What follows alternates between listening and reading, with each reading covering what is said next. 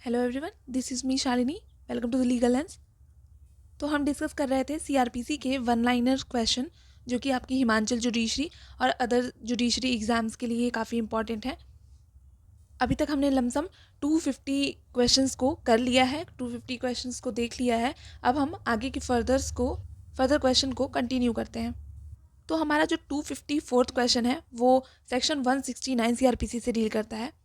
ये कहता है, whereupon the investigation it appears to the police officer that there is not sufficient evidence or reasonable grounds of suspicion to justify the forwarding of the accused to a magistrate, तो वहाँ पे जो police officer है shall if such person is in custody release कर देगा upon his bond। ठीक है, तो जो सेक्शन 169 सीआरपीसी है वो कहता है कि जब पुलिस ऑफिसर, जो officer in charge of the police station होता है, जब वो इन्वेस्टिगेशन करता है किसी केस पे और जो भी एविडेंसेस उसको मिलते हैं उस पे वो उसे सफिशिएंट नहीं लगते हैं या फिर रीजनेबल ग्राउंड एग्जिस्ट करता है और वो जस्टिफाई करता है कि अक्यूज्ड को मैजिस्ट्रेट के सामने प्रेजेंट ना किया जाए क्योंकि यहाँ पे सफिशिएंट एविडेंसेस नहीं है जो उस पर्सन को एक अक्यूज्ड बनाए, तो वहाँ पे जिस पर्सन को कस्टडी में लिया गया है, जो पुलिस है, वो उसे रिलीज कर देगी बॉन्ड पे। अगला क्वेश्चन है कि ये जो क्लोजर रिपोर्ट या फिर फाइनल रिपोर्ट का कॉन्सेप्ट होता है, ये भी हमारा सेक्शन 169 सीआरपीसी में ही इंश्राइंड है। अगला है, cognizance is taken of the offence and not of the accused. ठीक है, तो जो कॉग्निजेंस लिया जाता है, ठीक है, सेक्शन में वो ऑफेंस का कॉग्निजेंस लेता है मैजिस्ट्रेट, ना कि अक्यूज का। Therefore if an accused has absconded even in that case the cognizance can be taken in his absence. ठीक है, तो जो मैजिस्ट्रेट कॉग्निजेंस लेता है वो ऑफेंस का लेता है, ना कि अक्यूज का। इसी वजह से अगर किसी केस में जो अक्यूज्ड है वो एब्सकॉन्ड कर गया है या फाइंड आउट नहीं हो पा रहा है, तो उसकी एब्सेंस में भी मैजिस्ट्रेट जो है वो उस केस का कॉग्निजेंस ले सकता है।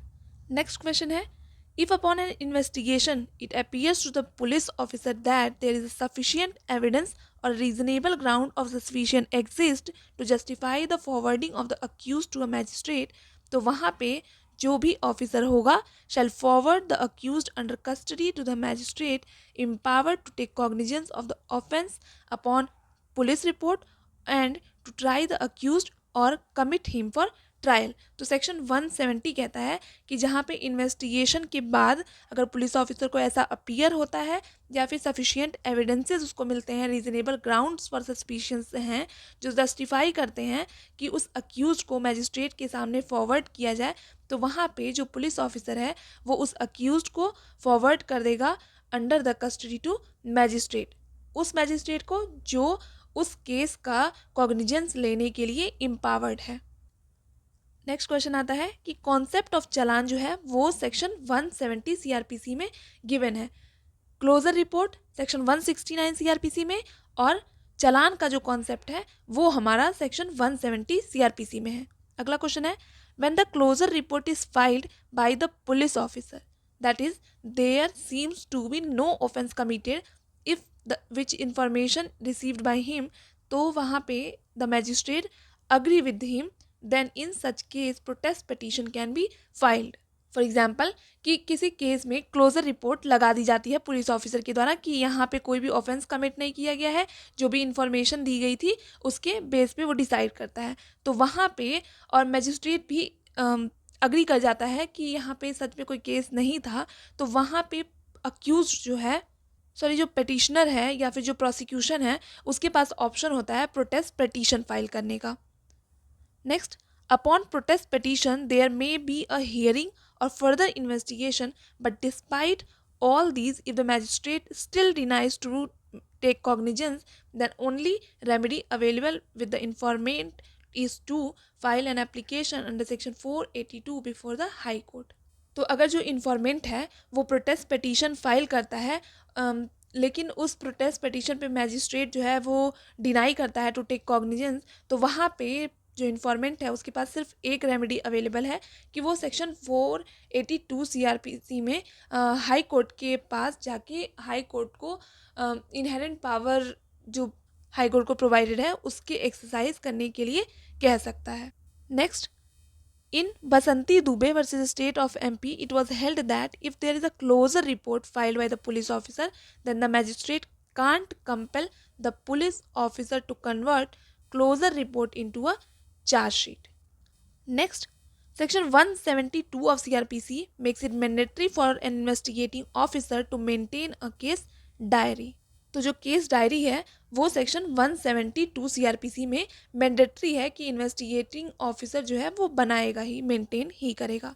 अगला है the case diary under section 172 of CrPC is used for aid in inquiry और ट्रायल टू द कोर्ट. तो केस डायरी का यूज़ किया जाता है इंक्वायरी में हेल्प करने के लिए और ट्रायल में हेल्प करने के लिए कोर्ट ऑफ लॉ का. अगला है if the police officer is contradicted by court on the basis of the case diary, then the accused can also further contradict him under section 145 of the Indian Evidence Act. Next है हमारा case है Pulukuri Kottaya versus emperor. In this case, it was held that if the police officer has not recorded the case diary, then it in itself will not be fatal to the prosecution case. Rather, the court will seek an explanation from the investigating officer. तो जो पुलिकुरी Kottaya versus emperor का case था, यहाँ पे court ने held किया था that अगर पुलिस ऑफिसर केस डायरी में प्रॉपरली रिकॉर्ड नहीं करता है तो इसकी वजह से प्रोसिक्यूशन का केस पैटल नहीं हो जाएगा, बल्कि वहाँ पे कोर्ट जो है वो इन्वेस्टिगेटिंग ऑफिसर से के लिए सस्पिशियस हो सकती है और उससे एक्सप्लेनेशन मांग सकती है. नेक्स्ट है Shamshul Kanwar versus state of UP. In this case the honourable supreme court has held that the accused does not have the right to obtain the copy of case diary. However, if the investigating officer uses it for refreshing his memory or the court uses it for contradicting the investigating officer, then the accused may obtain the case diary for contradicting investigating officer under section 145 or 161 of the Indian Evidence Act. तो इस case में ये held किया गया था कि जो general rule है वो ये है कि अक्यूज के पास केस डायरी की कॉपी ऑब्टेन करने का राइट नहीं होता है, बट अगर पुलिस जो इन्वेस्टिगेटिंग ऑफिसर है वो उस केस डायरी का यूज़ अपनी मेमोरी रिफ्रेश करने के लिए करता है या फिर उसको मतलब यूज़ किया जाता है for contradicting the investigating officer, तो वहाँ पर तब जो अक्यूज है उसके पास डिस्क्रिप्शन होता है कि वो ऑब्टेन कर सकता है case diary for contradicting the investigating officer under section 145 और 161. नेक्स्ट क्वेश्चन डील करता है, कहता है कि a police officer on the completion of investigation is to be forwarded to magistrate empowered to take cognizance of the offence. ठीक है, 173 का clause 2 कहता है, जो पुलिस रिपोर्ट के बारे में बात करता है कि जब भी इन्वेस्टिगेटिंग ऑफिसर के द्वारा पुलिस रिपोर्ट बना ली जाएगी on the completion of investigation, तो वहाँ पे वो एज सुन एज पॉसिबल वो मैजिस्ट्रेट के पास फॉरवर्ड करेगा ताकि मैजिस्ट्रेट जो है उस ऑफेंस का कॉग्निजेंस ले पाए. नेक्स्ट केस है in Dinesh Dalmia versus CBI. In this case the honourable court has held that the charge sheet has to be filed under section 173 clause 2 when the police officer is satisfied that the sufficient material has been gathered for taking further proceeding, that is taking cognizance against the accused. Next case है state of Kerala versus बाबू. इस case में supreme court ने held किया था that section 173 clause 2 जो है वो prohibit करता है the use of case diary at the inquiry और trial of the same case. It nowhere prohibits its use in some other case. मतलब कि उस सेम केस में उस केस डायरी का यूज़ नहीं किया जाएगा बट किसी और केस में उसको प्रोहिबिट नहीं किया गया है. अगला क्वेश्चन था कि MC Mehta versus union of India के केस में क्या हेल्ड किया गया था. तो यहाँ हेल्ड किया गया था that the report under section 173 clause 2 is only an opinion of the police officer and it is not binding upon the magistrate. Police report जो है वो एक पीस ऑफ एविडेंस नहीं होता है. अगला, after the filing of the charge sheet post cognizance stage commenced and at the stage order can be pass for judicial custody under section 309 clause 2. जिसका मतलब है कि जैसे ही पुलिस जो भी चार्ज शीट है या पुलिस रिपोर्ट है वो फाइल कर दी जाती है और पुलिस जो जज है वो उस पर कॉग्निजेंस ले लेता है, तो उसके बाद से जो अक्यूज होगा उसको जुडिशियल कस्टडी में फॉरवर्ड कर दिया जाता है, और ये होता है सेक्शन 309 की क्लॉज 2 में। Next, investigation in relation to rape of a child may be completed within 3 months from the date on which the information was recorded by the officer in charge of the police station। ये बताता है हमारा section 173 का 1 का clause A बोलता है कि जो अगर किसी चाइल्ड के साथ रेप हो रहा है, ठीक है, तो वहाँ पे जो इन्वेस्टिगेशन है वो 3 महीने के अंदर में कंप्लीट हो जानी चाहिए फ्रॉम द डेट जिस दिन इंफॉर्मेशन रिकॉर्ड की गई थी by the officer in charge of the police station. Next, in every case of police report the magistrate is bound to give copy of document to the accused. ये provided है section 207 में। अगला है supply of copies to the accused where the magistrate thinks that the case is exclusively triable by the court of session। ये provided है section 208। Next, further investigation या subsequent investigation का concept कहाँ पे है, तो ये है सेक्शन 173 क्लॉज 8 ऑफ सीआरपीसी में। Additional challan in a case is allowed. Additional challan उस केसेस में अलाउड है on the evidence found in additional investigation. Next, after the investigation pertaining to an offence of murder, तो वहाँ पे then police files a cancellation report, such report can be accepted by a magistrate. Next है जहाँ पे court को ऐसा लगता है that there is a gross irregularity, तो वहाँ पे कोर्ट जो है वो सिर्फ री इन्वेस्टिगेशन का ऑर्डर दे सकती है सेक्शन 482 सीआरपीसी के अंतर्गत हाई कोर्ट के द्वारा, या फिर आर्टिकल 226 ऑफ कॉन्स्टिट्यूशन का पावर एक्सरसाइज करते हुए। Next is inquest report is governed by the provision of section 174 to 176 of CrPC, और ये भी प्रीलिम्स के लिए आपके काफ़ी इंपॉर्टेंट है। प्रीलिम्स में डायरेक्ट क्वेश्चन पूछा जाता है कि इंक्वेस्ट रिपोर्ट का कॉन्सेप्ट कौन से प्रोविजंस में दिया हुआ है। Next, whenever there is a unnatural death and the police officer has a suspicion that it is caused by someone, then this inquest report has to be prepared to find out the apparent cause of death। तो जो inquest report है वो किस purpose के लिए prepare की जाती है? Prepare to find out the apparent cause of death। Next है when the officer in charge of a police station receives information that a person has committed suicide, then he shall immediately give intimation thereof to the nearest executive magistrate empowered to hold inquest, section 174 में। Next है inquest report shall be signed by such police officer and the other persons and shall be forwarded to the district magistrate। ठीक है, तो जो inquest report होती है section 174 में वो साइन की जाएगी उस पुलिस ऑफिसर के द्वारा या किसी अदर पर्सन के द्वारा भी साइन की जा सकती है, और इसे फॉरवर्ड किया जाएगा डिस्ट्रिक्ट मैजिस्ट्रेट के पास सेक्शन 174 क्लॉज 2 ऑफ सीआरपीसी के अंडर। अगला क्वेश्चन है district magistrate, sub divisional magistrate, executive magistrate and the police officer have the power to hold inquest.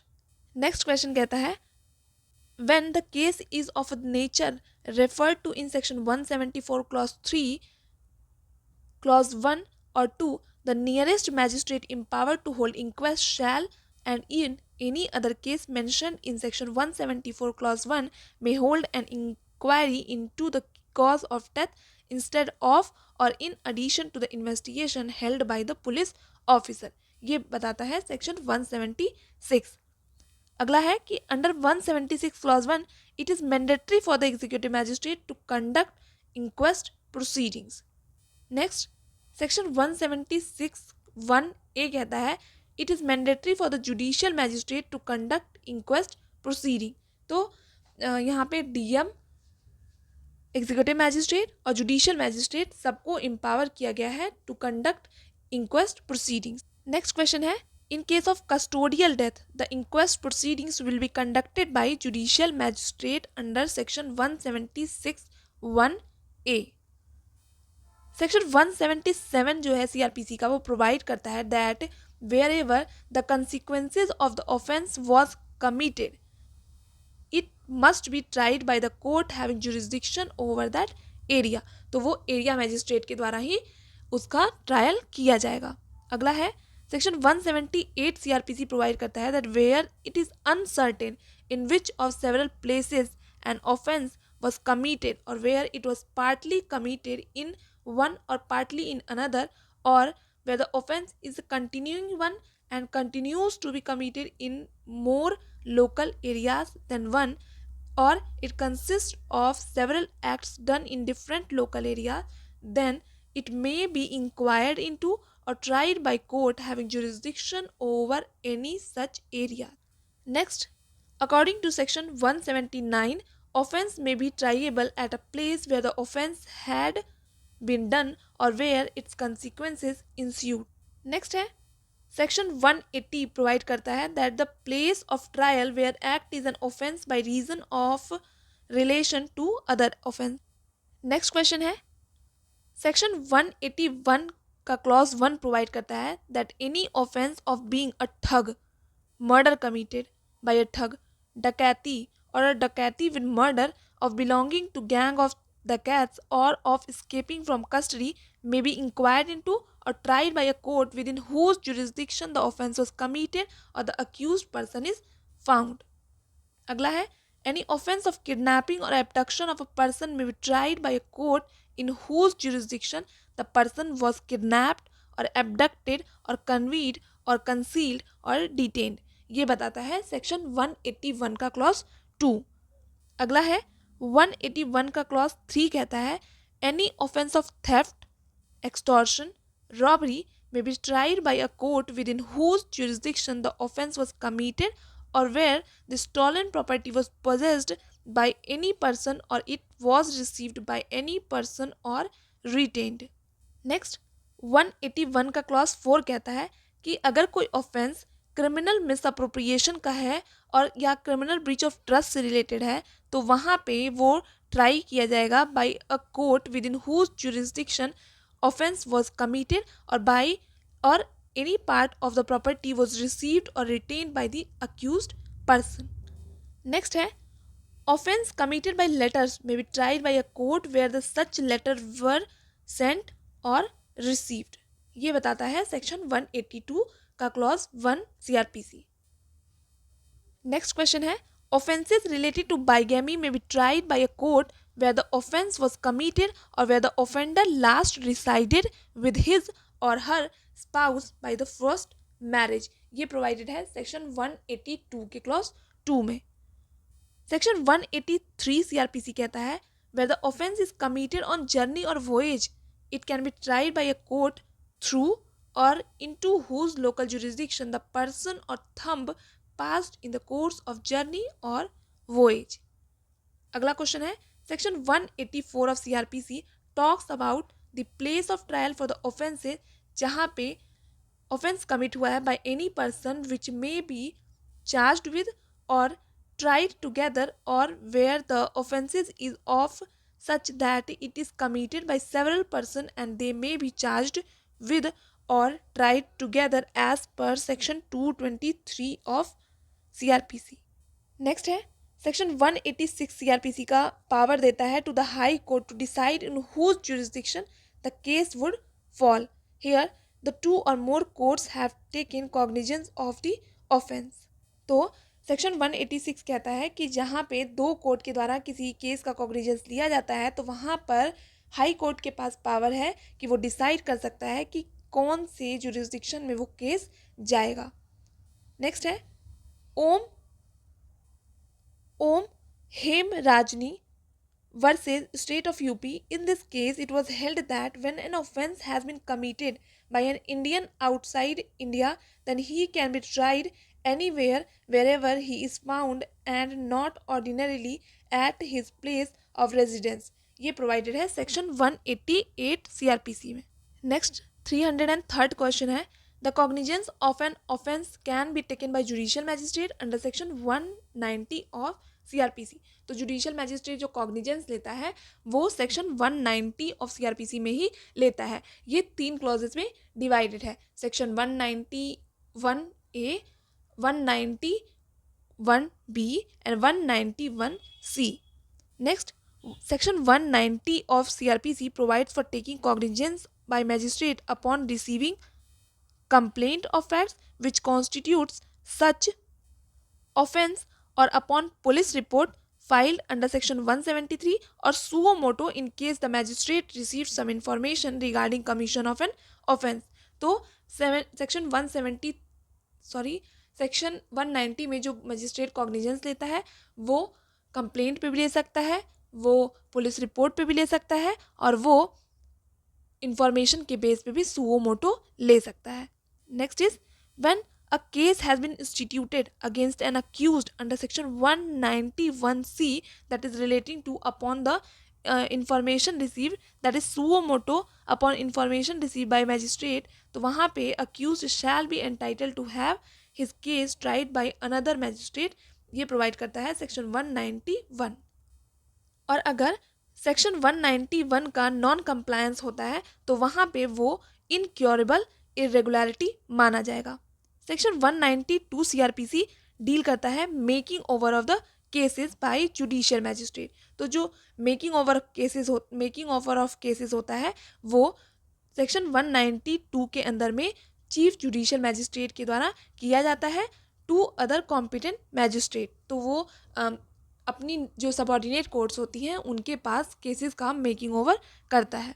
अगला है सेक्शन 193 ऑफ सीआरपीसी जो है पुट करता है a bar on court of session from taking cognizance of any offence unless the case has been committed to it by magistrate.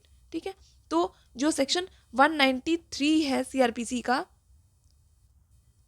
Section 193 CrPC का जो है कि यहाँ पे कहा गया है कि जो कोर्ट ऑफ सेशन है वो डायरेक्टली किसी भी केस का किसी भी ऑफेंस का कॉग्निजेंस नहीं ले सकता है जब तक कि मैजिस्ट्रेट के द्वारा उनके पास किसी केस को कमिट ना किया जाए. लेकिन यहाँ पे एक्सेप्शन प्रोवाइडेड है सेक्शन 193 के, जो कहता है कि सेक्शन 199 क्लॉज 2 और सेक्शन 319 में इन दो केसेस में court of session can take cognizance of the offence directly. Next है if a conspiracy is made against the state then the cognizance will not be taken unless and until the state government or the central government or the direct or the district magistrate give permission for institution of suit. It is given under section 196 of CRPC. Next है provision relating to prosecution of public servant and judges is prescribed under section 197 of CRPC. 198 CRPC deal करता है prosecution for offenses against marriage. अगला question है court can take cognizance of an offence punishable under chapter 20 IPC only upon complaint made by the aggrieved person. ये provided है section 198 के clause 1 में. Next है if the person is due to his being under 18 years of age और being idiot or lunatic or due to his sickness or a woman who is because of his local custom ought not to spur in the public, then with the leave of the court some other person can make a complaint on his or her behalf. ये provided है section 198 clause 1 के ए में. अगला है if the husband of a woman is serving in armed forces and the commanding officer issues a certificate precluding him from obtaining leave of the absence to enable him to make a complaint, then any other person as authorized by the husband may make a complaint on his behalf. ये provided है section 198(1)(b) में. Next is where an offence has been committed against a woman which is punishable under section 494 or 495 of IPC, then the complaint may be made by her father, mother, brother, sister, daughter or father or mother's brother, sister without the permission of the court. But if any other person who is related to the aggrieved by blood, marriage, adoption, then the leave of the court is required. Section 198(1)(c) में. Next question है कि section 198 के clause 2 कहता है no person other than the husband of a woman shall be deemed to be aggrieved by any offence punishable under section 497 or 498 of IPC. अगला है No court shall take cognizance of an offence under section 376 of IPC where the such offences consist of sexual intercourse by a man with his own wife being under the 15 years of age if more than 1 year has elapsed from the date of the commission of the offence। ये provided है section 198 के clause 6 में, जो कहता है कि कोई भी कोर्ट सेक्शन 376 ऑफ आईपीसी का कॉग्निजेंस नहीं लेगी जहाँ पे किसी हस्बैंड के द्वारा उसकी वाइफ पे सेक्सुअल इंटरकोर्स इम्पोज किया गया था, मतलब फोर्सफुली किया गया था, और वो वाइफ की एज जो है वो 15 साल से कम की थी। और उस केस में अगर 1 साल का पीरियड इलैप्स कर जाता है तो वहाँ पे कोई भी कोर्ट कॉग्निजेंस नहीं लेगी। अगला है सेक्शन 199 ऑफ सीआरपीसी डील करता है prosecution of defamation। Here the defamation is of something high dignitary regarding his conduct in discharge of his public duty।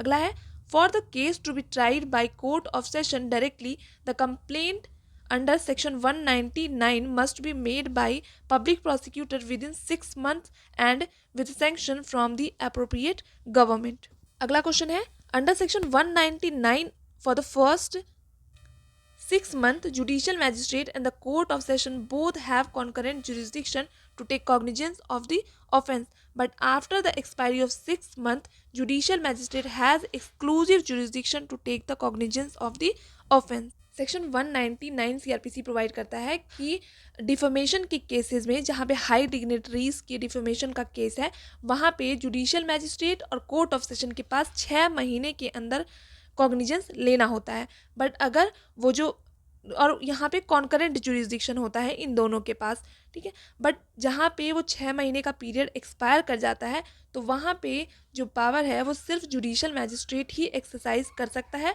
और उसे जुडिशियल मैजिस्ट्रेट के पास एक्सक्लूसिव जुरिस्डिक्शन आ जाता है उस केस उस ऑफेंस का कॉग्निजेंस लेने का।